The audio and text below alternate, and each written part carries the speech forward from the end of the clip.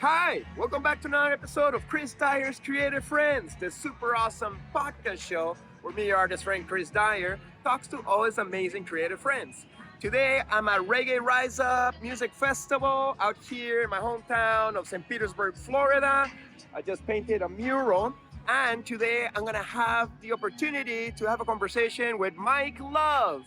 Mike Love is an amazing roots reggae artist that I've loved for many years. I've been trying to get this interview for a while, and I'm so happy that the planets finally aligned and that I get to pick his brain. So I'm sure you're really going to enjoy this conversation. Enjoy! Blessings! While the world is turning, got to make amends. Walk on the sunny side with the positive lens. Talked about passion with all the beings in this land. Chris Dyer and his creative friends, darling.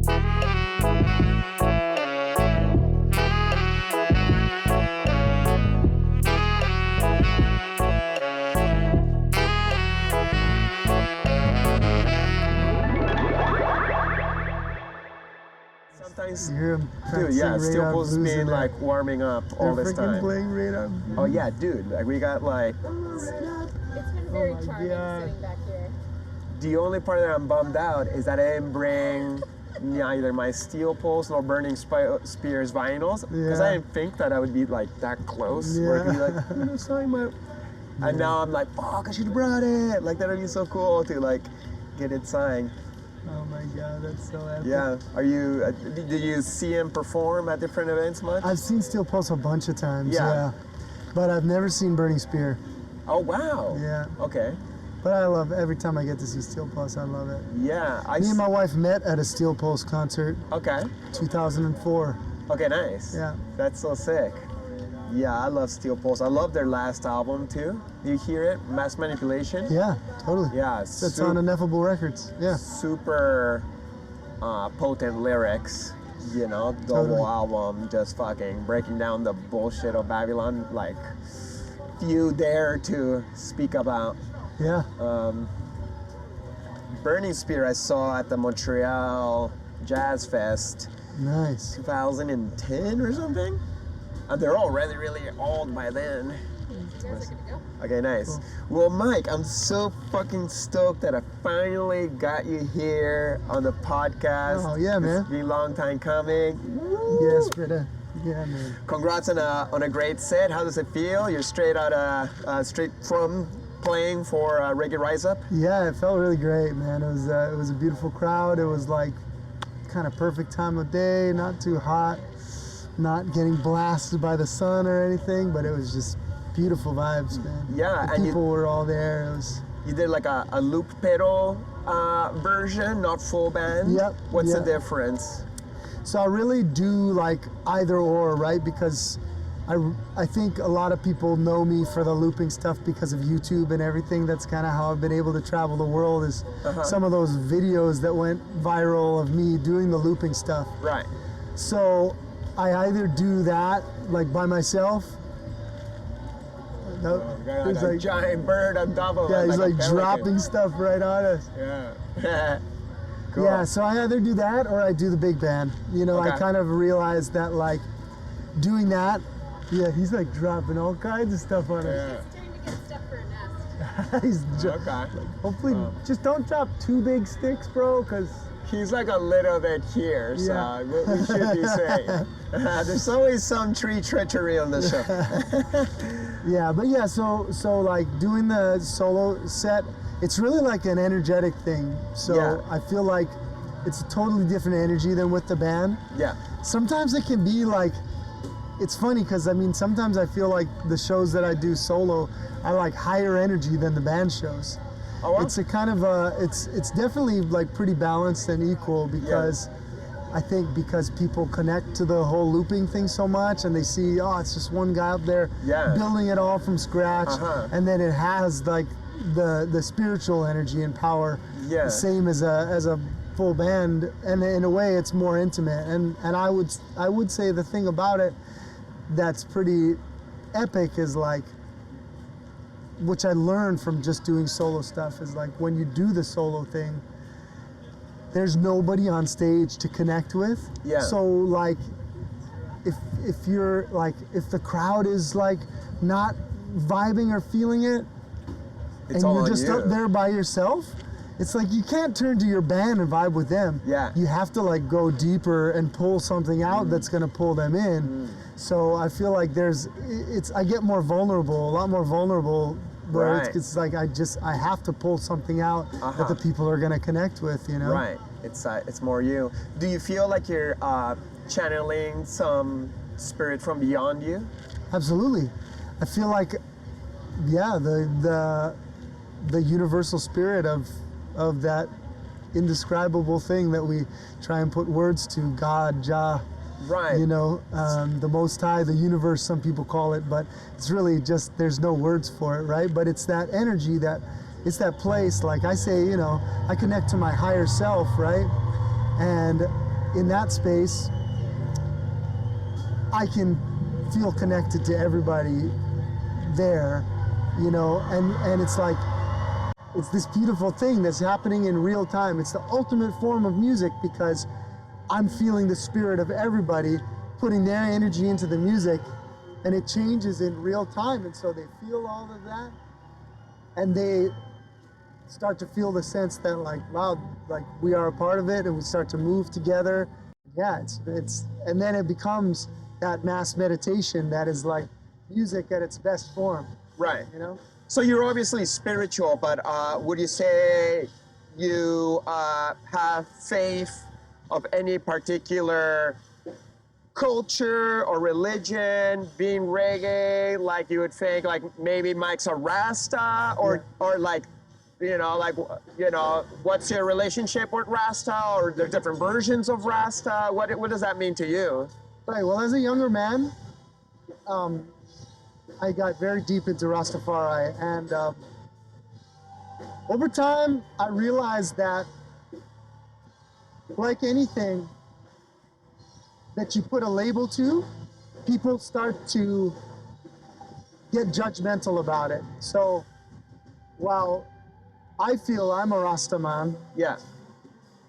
others might look at me and say, no, that's not what it is, or, you know, or you don't believe this or that. And, you know, even in Rastafari, there became sects and people that believe different things of, you know, and Right. and it's like, it's sort of like Christianity or anything that becomes organized. And I don't Right. think Rastafari is an organized religion like Christianity. Obviously, Christianity has become this thing that's like many of the big organized religions have become a thing that's used for control, for the control of the people. It's like a placeholder. I always say, like, you know, religion is this thing that as a young person, you start to come into your spirituality, and then you develop this place where in your spirit where you start to ask questions, and it opens up this great big void that you have to go like, what do I believe? And you start discovering what you believe, and then like maybe you find Christianity, and it's kind of this like cookie cutter thing that goes like, okay, here, you fill that hole, Yeah. and like we already have all the answers. So when you die, you go to heaven as long as you are saved, as long as you pray to Jesus Christ and you ask for forgiveness, then you're going to Yeah. heaven. And it's like it fills this big hole of like, oh, there's that huge, massive question that is really unanswerable Right. in truth. Right. And which is like the beauty of it, because if you have a question that's unanswerable, then you always are forced to be searching for something and evolving and growing. But if Right. if you go, no, actually we do have that answer, like here it is, and you Yeah. put it in that hole, It's just a then the box. evolution ceases from that point on. Right. And I think that's the problem with organized religion, is it's like designed to give you that answer, and then it's Right. like you have people in that place, and it's like, yeah, we can tell them whatever we want, Right. and they'll follow it blindly because like we gave them the answer, you know, Right. and we're the source for that answer. And it's not God, it's just the church, Right. right? Well, the Rastafarian religion or culture it's an interesting one because there's different branches, different styles. You could see it as a religion. That's a part of Judaism, Selassie I, Ethiopia, African culture. Do we fit into that? I feel like I'm an urban Rasta in my own right. Dreadlocks or not, skin color or not. Yeah, right. Because it's a spirituality. Because it's liberty of the I and I, the oneness, the understanding that everything is one, and it expresses in different versions, including African culture and Caribbean upbeat. And there's parts that, you know, sure, the dreads. I don't have dreads anymore. I had for 21 years. I was like, am I a different person now because of it? What's your interaction with your dreads? It seems like you've had them a long time. Like, is that something that's gonna stick forever? Or are you Mike Love regardless of hair and... Yeah, right. Well, when people ask me, oh, will you ever cut your hair? I always say, well, I will never say that I won't because I have no idea what the future will bring. But I never think about cutting it. You know, and I think that for people that I talk to that do cut it, it becomes a heavy weight, not only physically, but spiritually, right? And I think, you know, our hair stores our energy, right? And it also brings in energy, right? And that's why our hair turns white, because it's gathering energy from the sun. And so as we get older, we need more. So it's actually turning white because our bodies slow down and our cellular healing starts to slow. So our hair turns white because we actually need to gather more energy from the sun. But I feel like, for me, I'm very good at cleansing my energy and not taking on negative energy. It's kind of something that I feel like I was born with. It's like the work that I do. I meet so many people. You know, after I got off stage, I talked to a number of people, many of them fully in tears, talking to me, somebody they've never met before, talking to me about the deepest anguish and suffering that they've been going through, you know? Right. And so people, because of the music and the spirit and the openness of my spirit that opened up when I'm playing, people feel like, you know, they can come to me and talk to me about things that maybe they don't talk to their best friend about even. And so I experience that a lot, but I don't take any of it on. You know, I'm able to bring healing and give healing and pull from an energy that's not my own to heal people. You know, like all healers do. It's like Reiki in a way. Yeah, exactly. Where like the energy it's is energy channeling healing through you, but it's not you. You're just a filter of it. Exactly. And Exactly, and I make myself open to it, and it comes, you know, and it's limitless. So I don't ever walk off stage or, you know, get done with talking to people for an hour or two after a show, and I don't ever walk away from that feeling like, oh, I'm exhausted. If anything, I feel energized. Yeah, you're very nice. You're, as long as I've seen you, and I've seen you for years, you always go out there and you just stand there and the fans come to you and you're very open and you talk to them, you get your pictures. Like, very few people of your level do that. That's very kind. And that's really true spiritual connection with the normal people, as we all the same, you know? Right.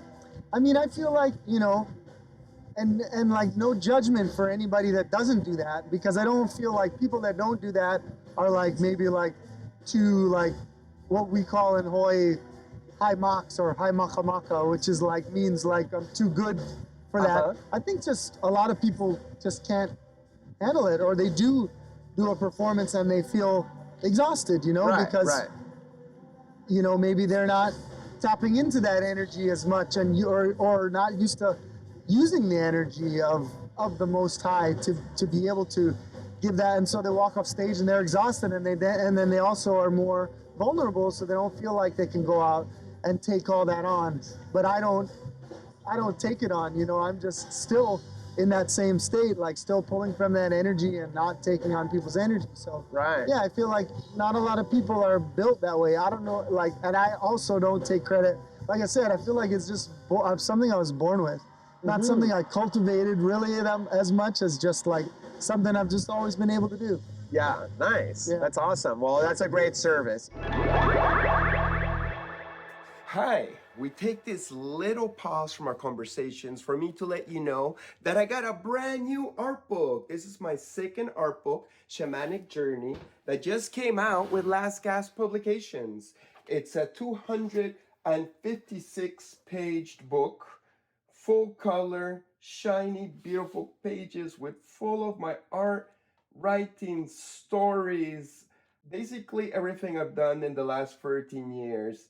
And I worked really hard on this book. It took me months to lay out by myself, and obviously the art has been a labor of love of many years, and I've condensed it all in this beautiful book that now is available on positcreations.net. You can get a signed version, you can get an unsigned version for a little bit cheaper. And yeah, this won't run out of electricity. On this digital world where we gotta charge everything, or a solar flare could knock out the electricity of the world and you'd be like, whoa, where did all my Chris Dyer go? No, this runs on energy forever. You never gotta charge it, you never gotta water it. It'll always be there to give you new inspiration and art.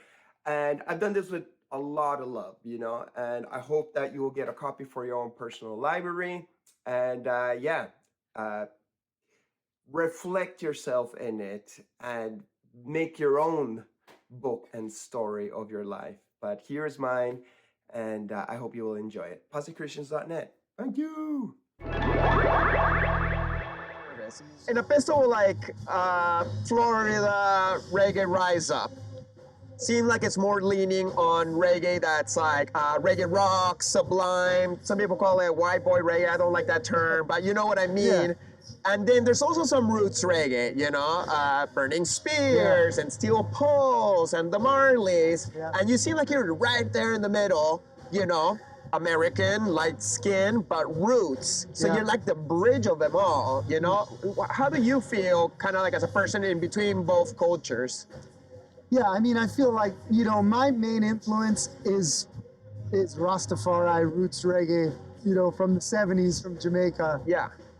Guys like Burning Spear and Steel Pulse, you know, that are like my big influences. Obviously Bob and you know, Peter and Bunny and the Abyssinians and the Congos, and you know, it's like all these very, very spiritual reggae. So Right. like, but I also feel like I could never take that music and that sound and just do that, because I would never do it as good as they did. And Yeah. it's like 50 years ago now, right? Uh-huh. And 50 years ago, this sound came out of Jamaica. And it's like the biggest influence on my sound, but even more than sound, it's the biggest influence on my message, you know? And I think I love so many different kinds of music, you know? So I sort of, even like in a reggae song, where you go back to that music, very meditative. It's all about the rhythm style, and like you have one bass line, maybe two variations of the bass line, same chords through the whole song, same drum groove. It's very meditative. The drum beat. Yeah.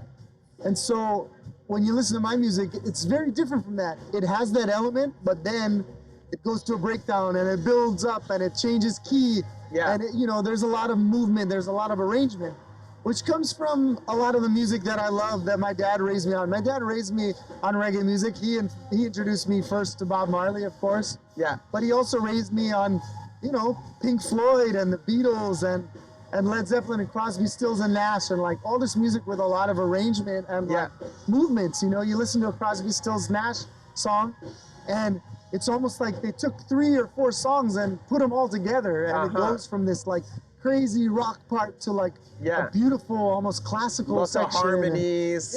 Yeah. So I sort of like, within reggae music, a lot of times I do that in a song from the influence of those music. So I think I kind of feel like I do my own thing. Even at, like you said, at Reggae Rise Up, like there's a lot of these bands that fall into certain genres. Of course, you have the old school roots reggae guys, but even like Steel Pulse for me is like a totally different sound than Jamaican reggae. Because it's British. Yeah, and they were doing a totally different. There was a different scene there with Steel Pulse and Oswald and, you know, Dennis Bovell and like Right. all those guys were doing such a different thing, and they were doing a lot more arrangements. So Right. like they had a big influence on me too. Uh-huh. Steel Pulse, you know, especially the early album Hansworth Revolution. It's not quite and- dancehall, but it's getting there almost. Yeah, just a lot of different grooves and like really crazy arrangements and Yeah. breakdowns and like doing like dub stuff, but with the band like dubbing it live, the actual whole band dubbing it out. Uh-huh. Really a lot of influence for me. So I think like, yeah, I try and just, I feel like, yeah, you have to do your own thing, right? Mhm. Because if you created a band that just Yeah. sounded like Steel Pulse, everybody's gonna say, Yeah. oh, it's just copying Steel Pulse. You Right. know, like you don't want to do that. No, you wanna be Nobody's gonna do yourself. that as good as Steel Pulse did it, and Yeah. it's still doing it.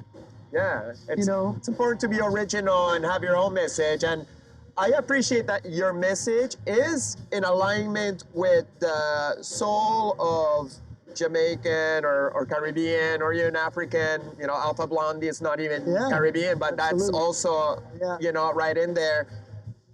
But you don't have to lean to the Rasta religion. It's just like the essence of it, you know, the oneness, Yeah, well, the, you know, the I mean, love. going back to Rastafari, it's like there's, I think, like we were talking about with all of the different sects, and you know, really for me, it's just like it's the teachings of Selassie I Uh-huh. and Marcus Garvey, and you know, there's so much information out there, but for me, the most ultimate source is just reading the words, the autobiography that he wrote of his own life, Okay. that Selassie wrote of his own life, is still one of my biggest teachings that I glean from, and Uh-huh. and you know, and his speeches, like so many of his speeches are recorded, and you know, the utterances of His Imperial Majesty, and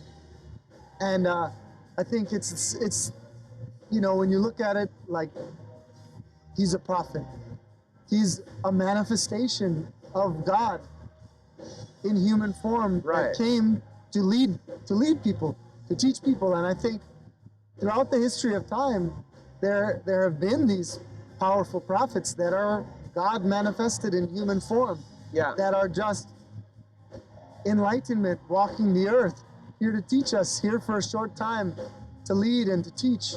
And so it's important to go to the source, Uh-huh. you know, Yeah. and any true Rasta will tell you that, you know. He's supposed to be the reincarnation of Jesus, right? Yeah, of the Christ, yeah. Christ consciousness, Uh-huh. right. And so, you know, and I have no doubt that there will be more to come. Yeah. You know? According to a psychic friend of mine, because of the nature of God, it's unlimited. Jesus consciousness can manifest through different individuals at the same time, because soul can't split up. It's not like, oh, one soul Right. only enters to one body. It's like, oh no, that code actually can, you know, enter different vessels and, you know, affect humanity in different forms in a way. Right, and we really are all manifestations of that, because Yeah. we are all just one spirit, and that is the spirit that is embodied and in Selassie, in Christ, and you know, in so many more like them. And I think, you know, in people like, you know, Gandhi and Martin Luther King and Mandela, these leaders that are so powerful and are just touched by powerful words and able to pull in that consciousness, and not only and Bob as well. I think Bob is a perfect example of that.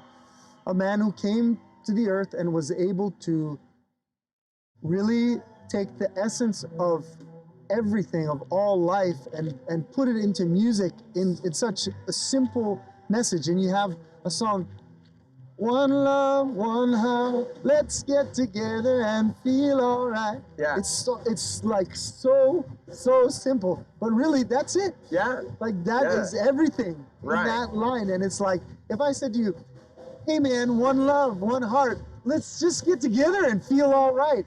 It's like, okay, yeah, but like the way that Bob was able to embody that Yeah. is where the power Yeah. lies, you know? I fucking love Bob Marley. And so, yeah, and so anybody that listens to that, and that's why his music is more powerful now than ever. yeah. You know, he's been gone from the earth for over 40 years now, but now his name is known in every household in every country on the entire earth, Right. far more than when he was alive. Wow. Because his music has that power, and it's stronger than ever now. Right. Because it is just the word of, Yeah. of God. Totally. Really? Did you get to see the movie that just came out? Yeah. Okay, what do you Yeah. think? Come on, tell Well, me. you know, I feel like, I mean, of course, I'm a purist, and I've read so many books about Bob's life, and Yeah. I've watched all the documentaries, and you know, listened to all the recordings, and I mean, you know, of course, I'm sitting there in the movie going like, That didn't really you know, happen. It's a bit, not that it didn't really happen, but like, I'm like, well, that happened, but there's so much more to that story that means a lot to me because it really, Right. you know, knowing Yeah. so much about that small aspect of his life, or how Yeah. that album was made, or that song was created, or who it was about, or what. You know, Right. it's like, but the thing is really, that movie is not for me because I already know the story. I will like anything that's Bob's like, oh, it's Bob, but then because I know and I love Bob so much, it's like, don't switch up the stuff. And where's Bunny and Peter? Right. They're like, there should Right. be big characters in this story. Of course, but if they made the movie that we would have wanted them to make, it would be like 48 hours long, probably. You know, Why Which not? we Like we that- would be happy to sit down and watch it. But, you know. But the truth is, like most people that are gonna watch the movie are gonna like. I feel like probably a lot of people that don't even know Bob's music that much said, "Oh, cool, Bob Marley, I love that song, Yeah. Three Little Birds." Or you know, I'm gonna go see the movie, and Yeah. then they go watch the movie, and it probably inspires them to Yeah. go, "Ooh, I gotta go listen to it more." Yeah. And that's my hope Yeah, for there's it. still you lots know? of medicine in it. Yeah. Even if a couple things were Absolutely. switched around and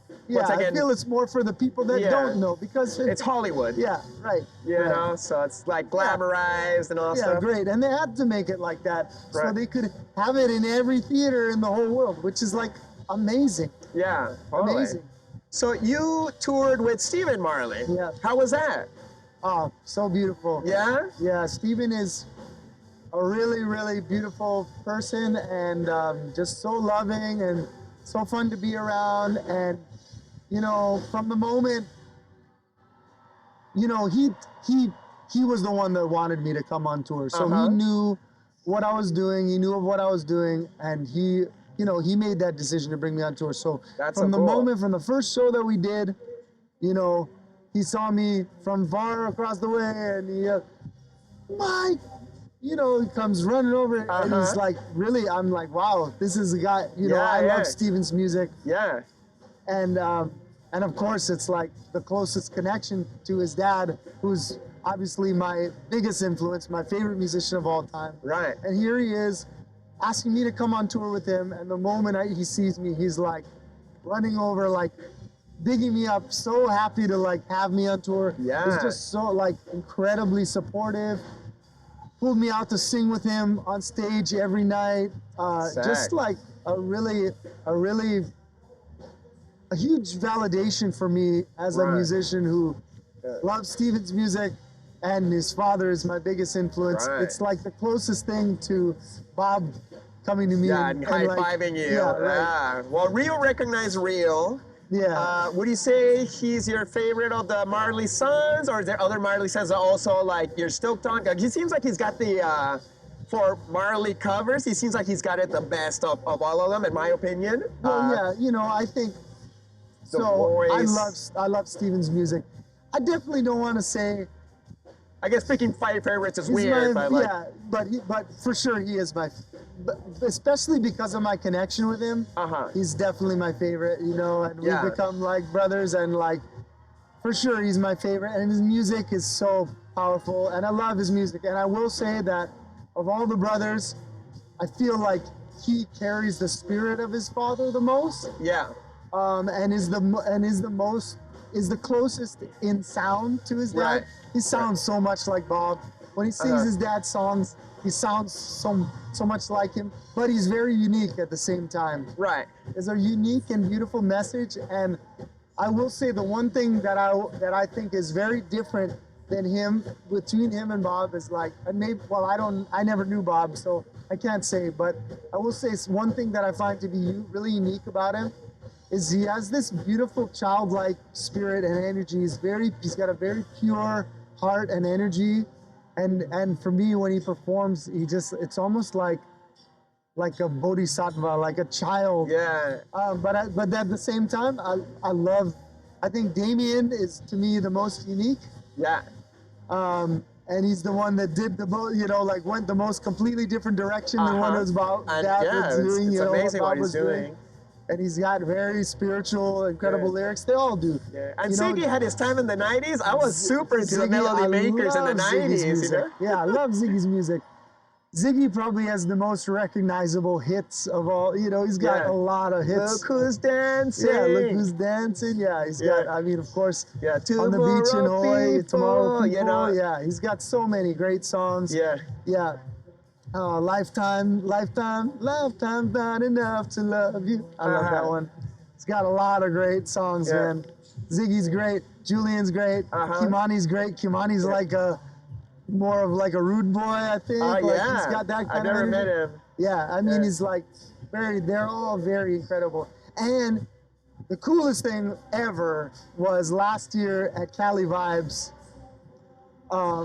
when, I played I played, I think on a Saturday, and then I didn't have anything going on, so I stayed for the Sunday, and they were the headliners. There was the Marley brothers, all 5 of them on stage.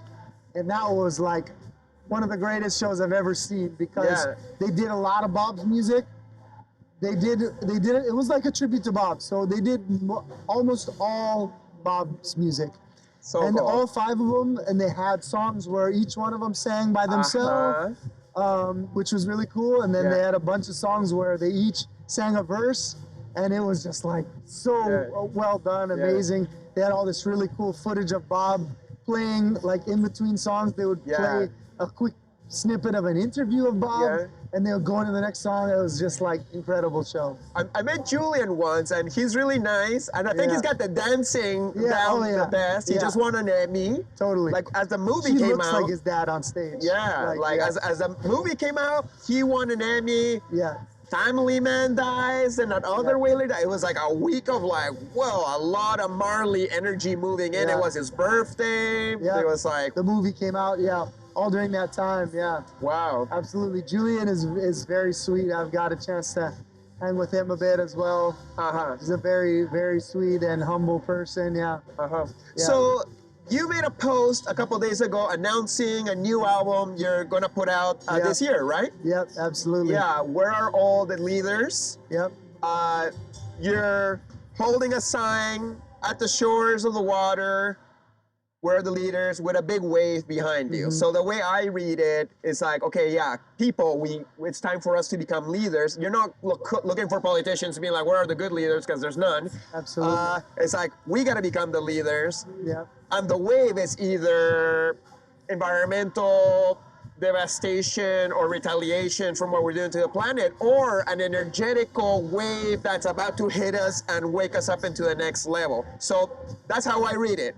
What are you trying to say with that cover and with this album? Yeah, absolutely. You got it. I mean, you pretty much nailed it. And I think like that was really my intention with that, because, I wanted to have something that's very like visceral feeling, like when you immediately you look at it, right? And you can almost instantly, like, what's going on, and then you can also sit with it and think, like, you see this wave, it's like a tidal wave coming, like, there's all these natural disasters happening. We're on the brink of like Armageddon, and like that's like maybe an initial feeling, but then again, you also touched on well, it's like a great big spiritual, energetic wave, a great shift is coming as well. Yeah. And we're a part of that, and that's absolutely a part of it. So you can sit with it and look at it for a while and get a lot from it, right? And you know, I wanted to have this sign as like, you know, like this torn up piece of cardboard. Where's It's all almost the like leaders? you're begging, and I'm like, oh, Yeah, what is? it's almost like, yeah, it is. It's like, you know, it's almost Like- like I'm begging, like because we need, like, and that's the song. Where's all the leaders? We need you now. Yeah. You know. I'm begging humanity to give us good quality people to lead us. Right, right. And then there's also that like whole thing of like people holding up the sign like the end is near and like that whole thing. So it's kind of all of that stuff. It's supposed to bring up all of those emotions, you know. And you know, and it's actually, I'll share with you, I didn't post about it yet, but so that song, Where's All the Leaders, that I sang today, the acapella song, is the theme of the whole project. But I recorded an immense amount of music around it. So there's 3 versions of that song on the first album, but it's 3 albums. So the 3 albums are going to be called Leaders, Teachers, and Healers. It's a triple album? Triple album, Wow. yeah. Yeah, so it's not going to all come out at once, but it's all done. Okay. It's all finished already. Wow. So it's going to be released sort of over the next year or so. Okay. Like on Spotify, CD, Yeah, vinyl. yeah, all of that stuff. Yeah. Okay, nice. Yeah, and so it's like I wanted to kind of break it up like that because I wanted the people to be able to experience the evolution of the whole project, Yeah. and to be able to have an album, have people sort of like listen and digest it for, you know, maybe about 6 months or so, and then drop the next one and do the same thing, and then That's drop smart. the next one. And, Yeah, that way you don't overwhelm it with be like, okay, damn, right, like, because it's over 3, it's like each album is over an hour long, so Yeah. it'll be like, you know, almost 3.5 hours of music. why know? did you wait to make 3 at the same time as opposed to like make 1, release it, make the next one, release it? Well, because I started it all. I've been working on it for about 5 years now, but I started it all at one time. The music was all written, it was all arranged. We learned it all as a band, and we went into the studio, and we did all the basic tracking all together, live to analog tape, you know. And then I've been working on all the post-production and everything since. And sort of in the middle of that, I had like a big shift and move.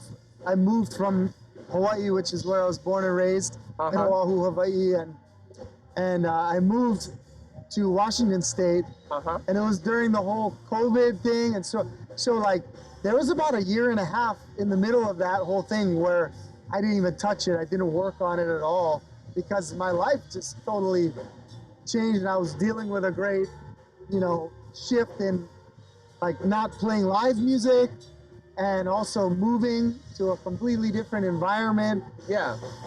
I went into like a deep depression because it was just a really serious shift for me, and I wasn't really ready for it, you know. Okay. My wife and my family were very ready for it, and it all did happen in the divine timing, and I saw all the signs, and I was like, the time is now. It's necessary to do it, but like spiritually and energetically, I wasn't ready for it, and so. You probably had to unplug your roots from Hawaii and replant it to a new earth, and probably a little bit traumatized, like a plant that's transplanted. Absolutely. And you had to grow again and connect. That's a great metaphor. Yeah, absolutely, absolutely. It's what it felt like, and it took a long time, you know. Yeah. So and at that time, I was just like, I knew I had this big project like sitting there for me to work on, but like. I just couldn't bring myself to work on it because I wasn't in the right place. Yeah. You know? Well, better not to do it if you're not feeling it. Yeah, exactly. So on the topic of being a leader, like how do we become leaders, Mike? Like for my birthday, which was recently, 3rd of March, I always talk with my psychic, friend, and she was telling me that my guides are strongly encourage me to step into the role of a leader and lead my community into the next level of humanity. And like, I'm like, well, I feel I was already like doing my thing and sharing my art and my expression and my show, but like, it's almost like a vibrational thing where you gotta like be really like an elder but a part of me feels like, oh, that's like me being above somebody else, like me telling somebody else how they should do their life. So a part of me is too humble to be like, oh no, like I just want to be like everybody else. I shouldn't tell anyone else how to do it, but like it's almost like necessary. So I got some struggle stepping into that role. What do you got to say? Well, you know what, Chris? A true leader, that's exactly what a true leader is somebody who is humble, who is not going to put themselves above anybody. And that's how you lead. You don't lead by trying to control people. You don't lead by trying to tell people what they should do and how they should be. You lead by example. Leaders lead by example. And when you lead and you're a pure and powerful example, all you're doing is sharing the knowledge that you've been given. And you should absolutely do that. And I feel like you already have been doing that, and you might not realize this, but you already are a leader.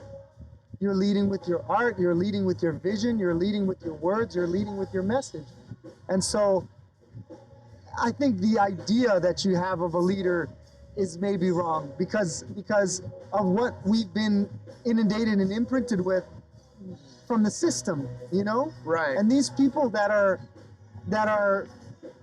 you know, quote unquote leaders, they're not really leading anything. They're just controllers. They're controlling economic wealth. They're controlling armies. They're controlling power. They do have power, but it's only because, in truth, we're all giving them our power. They realize that the people have the power, which is why they've created these systems of control. Right? And so they use wealth to control us, and they use entertainment to control us. They use media to control us. Mind manipulation, exactly. And they're very, very, very good at it. Yeah. But as leaders, it's our job. We've been given the power of art, expression. And so people look to us. Yeah. They look to us for wisdom. And we've been given that wisdom. And I think just like me, you would never take credit for that wisdom because it is divine. It's something that comes into you. And your art is something that comes not from your heart, but through your heart, through your spirit, right? Totally. And when you create your greatest works is when you are most open to that and least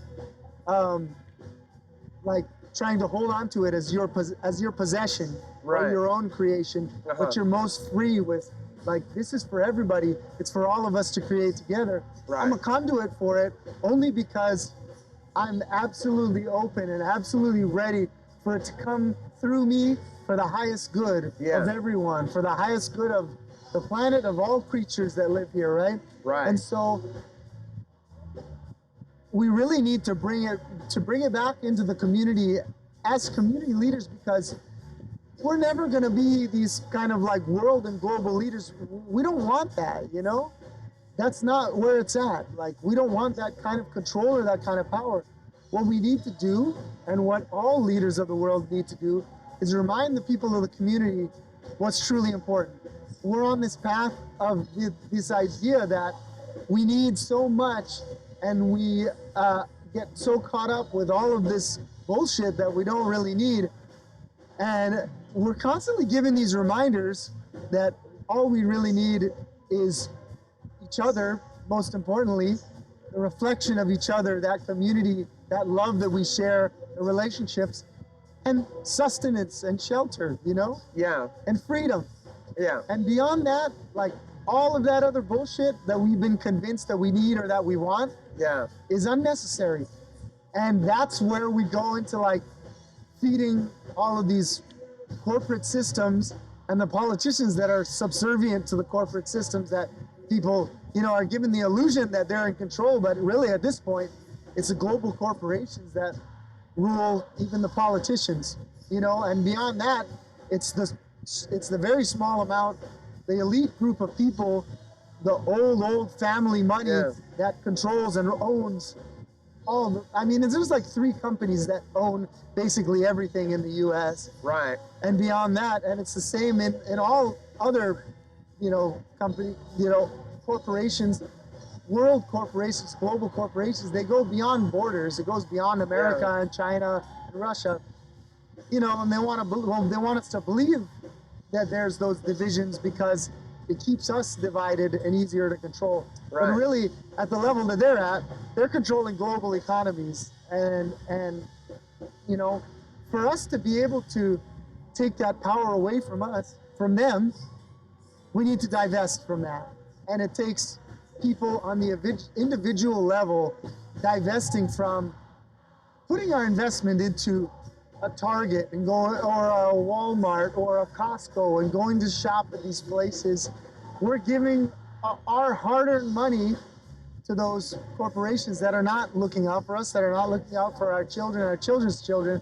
But not only that, even bigger than that, so many of us are working for those corporations and not only giving our money and our wealth back into them, but also our energy, and working for minimum wage, working for Target or Walmart. And it's like they're further, emboldening these companies to grow bigger and bigger, put all individual and community businesses out of business. Mm-hmm. And that's like the world that we're looking at right now. Yeah. There's no sustainability for that. It can feel quite hopeless. I'm not saying it is, but between the media, the lack of proper leadership, the control of the corporations, the environmental situation, it almost seems like, damn, like I'm optimistic, and I know that when I do plant medicine, God tells me, it's all good, dude.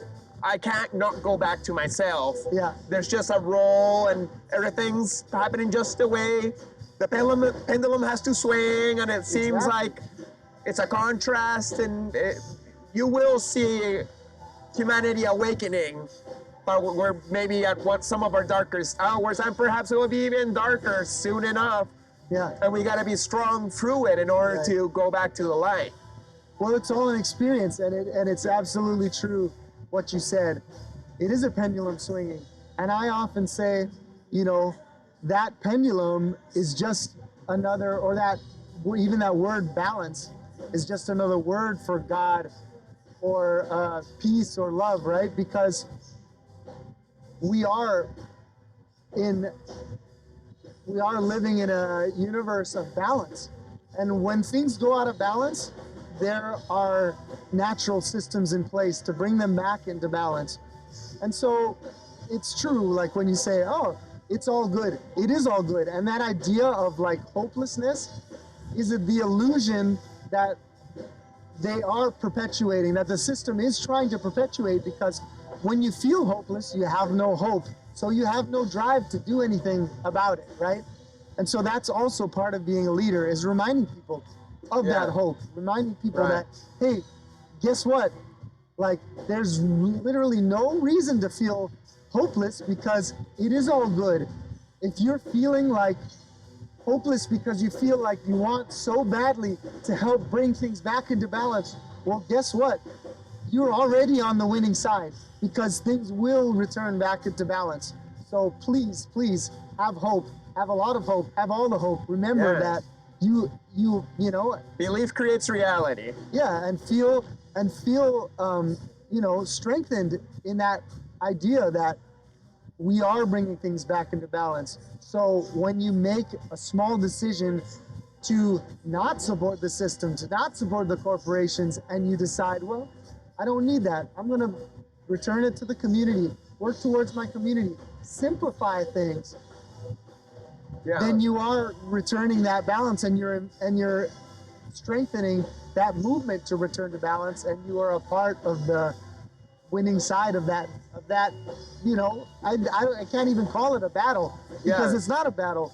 We can just sit back and stay humble while things return to balance, and have strength and have courage to remain and learn the lessons, because it's all just an experience. We're here, we came here in this time to experience what we are experiencing right now in this moment, and that is ultimately everything. Yeah. I agree. I totally agree. And this is why I was like chasing you so hard, because I was like, I need to get Mike Love on the podcast because you got so many great messages that I love and resonate so much. And I could pick your brain for another hour, but we both want to get to Burning Spear quite well, we'll soon. do it again too. Yeah, totally. Yeah. I guess like one last question. Cool. Are you afraid of dying? Because dying is a possibility. Like if the shit goes down, like, are you ready to die as part of the process of being reborn? Or, you know, or there's no fear? Like, is it a natural thing to, like, fear death? Or is that just part of the equation? Yeah, we could talk about this one for a long time. But I think, like, you know, an easy answer is no, I'm not afraid to die. Because I know that it's coming. I have literally no say in the matter. So there's something there that I think you have to sit with, and at a certain point, like, and you say, you know, like, sometimes on the plant medicine, like, you die, you know, and when you experience that, it really helps with your fear of death, right? Because you realize, oh yeah, because you come to terms with it when you feel like, I'm dying, this is it, and you have to come to terms with it, and you have to say, like, this is it, you know, I actually, and then you don't die, and you come back and you realize that was a really profound thing to experience, believing I was coming to my death, right? And so I could never be so, like, I could never say, no, I don't fear death, because of course It's natural. it's natural, and of course I want to experience everything. I want to experience every moment. I want more time with my children. I want more time with my parents. I don't want to let go of my parents. I'm absolutely afraid of them dying, probably more than myself dying, you know. But like, because it's so hard to let go, and we love people so much, and we love them dearly. But that's part of it, and that's part of growing and experiencing. Like having to let go of people, it's all part of the life. Without that, this moment would mean nothing, because we would have an infinite amount of times to do this. Right. But like, It's a contrast. Yeah, right. And truly, I believe that our spirits are infinite. Yeah. And I believe that knowing what I know in this life, I wasn't born into this life and learned this all in this short lifetime. I definitely came here with a lot of knowledge and wisdom already in my spirit. And so I believe that everything that I've learned here, I will carry it on with me when I go. Yeah.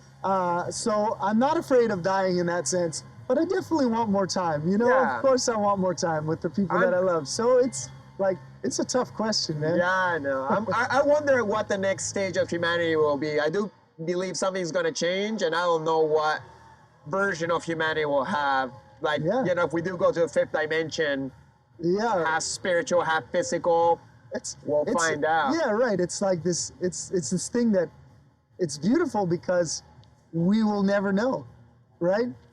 Until it happens. Right. And until, you know, we reach that place of enlightenment, or whatever it is, we don't know. We can pontificate on it, you know, for as long as we're alive, but truly it's just like, yeah, I feel like, you know, like we go on, and I feel like, you know, I've got a pretty good feeling about it, you know. Totally. I've sat in meditation a lot about it, but who knows? And that's the beauty of it. Like, is it is a mystery, you know?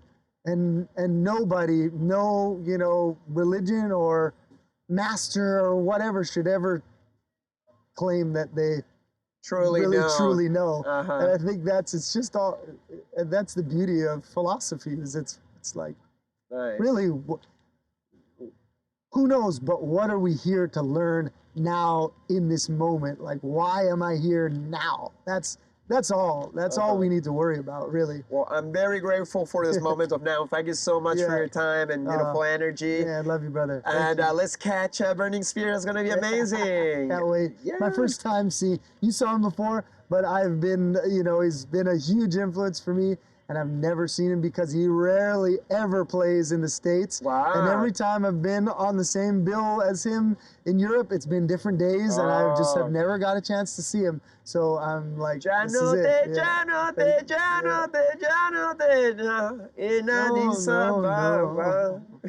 Sweet. Well, thank you so much, man. Blessings. Woo! And thank you guys for tuning to another episode of Chris Dyer Creative's Friends. Make sure to like, subscribe, comment, share, all those things that you love to do. And I'll see you next episode. If this video gets 3 million likes, no. I will like high five you on the street. All right, blessings. Woo! Cool. Thank you so much, man, Mike. Thank you, brother. Next episode, Paulina Casati. Yeah, you know, it's funny just recounting the eclipse and getting that same sensation just now. That's something that happens a lot when I paint. It's like I feel, and you've talked about feeling. You don't paint what you see, you paint what you feel. Yeah. So there's a lot of feeling going on when I'm painting. And it might not necessarily be with that thing, but when I'm dropping into that state, I'm essentially daydreaming, and then I'm very much so feeling whatever it is I'm daydreaming about or whatever comes through, and I guess that's just flow state. I don't know, but it's delicious. Nice. I really like it. So please make sure to subscribe, like, comment, and share. Big thanks, and see you next episode. Peace.